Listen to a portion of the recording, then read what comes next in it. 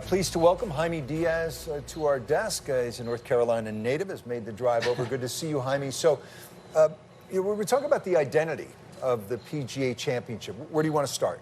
Well, I think that identity's always been questions ever since they went from match play to medal play in 1958 because they got off to an uneven start in terms of the golf courses they chose in the 50s and the 60s. They just weren't, the revered, kind of classics of the game. They were more sometimes public courses. Not that they were bad, but that they were sort of probably favored by the leadership of the PGA for political reasons as opposed to getting the very best golf course. And then it evolved out of that. They started getting better courses, and I think it started being known for its setup being sort of the most fair setup, which is great, but it kind of loses the edge compared to the other three. And then, obviously, it used to be Glory's last shot when it was in August, and now it's in May. That's not a bad thing necessarily, but there was a bit of an identity there that was a little more discernible. So there's nothing wrong, but it's still like, where does the PGA fit among the four? I think most people would say the other three probably have a little bit more status than the PGA Championship, but it's very narrow. The main thing is, I think they could adjust that image a little bit, that identity a little bit, by focusing on the golf courses that they choose. Now, right now, they're going with the U.S. Open kind of classic golf courses in the next few years, Olympic Club, Congressional, those kind of golf courses. And that's fine. But I feel like there is a certain niche that they're missing, and it's the modern, visually stunning golf course that you see occasionally with the PGA. The Whistling Straits, I think, being the epitome of that. That just looks so good on television, and it's nothing like the U.S. Open, and it's nothing like the, or the Masters or the British Open. And so there are golf courses like that out there. Some of them have been used already, like Chambers Bay, I think, was a spectacular site. That was U.S. Open. Yeah, U.S. Open was used for it, but I don't think they're going back in any time in the near future. That's available to the PGA.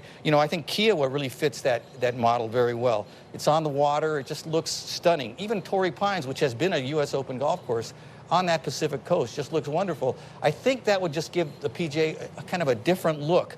And there's new ones like Friar's Head. I don't know if that's practical. Spyglass Hill has always been out there right next to Pebble. It's revered by Northern California golfers as really tougher than Pebble in some ways, and yet it's never had a major. So there's these opportunities. But at the same time, and then, of course, you have Frisco, this new kind of mecca that they have that, maybe creates some kind of a home of golf for the PGA like Pinehurst has for the U.S. Open or St. Andrews. But I think the biggest thing is there's really no problem. I mean, in other words, you're talking about the PGA needing a new identity. I don't think it really does, because majors in and of themselves have risen, especially in this moment in golf right now where there's a lot of fragmentation and the majors have taken on more importance. The PGA is a major. If you win a PGA, right, you've won a major, you're fine. Exactly. So I don't think there's any urgency, but there is that sort of question about what exactly and what should the PGA Championship be in the best case. I feel like they all four have their own identity. They're all kind of unique. I mean, the Masters to me is it's perfection. It's the greatest stage for golfers to show off. It brings out the best in the superstars. The Open is about dealing with intimidation of the setup. It's meant to be the sternest test. The Open is about dealing with Mother Nature and the vagaries of Mother Nature. And I feel like the PGA's identity is that it annually has the best field in all of golf. It's the best field in major championship golf. So I get you. I mean, you grow up, you're putting for the national championship, or you're putting for the green jacket, or maybe you're putting for the Open Championship. You grow up in Ireland. Maybe people don't go out and putt for the PGA Championship when they're 12 or 13 years of age. But there's something to be said for winning a major against the best field in all of major championship golf.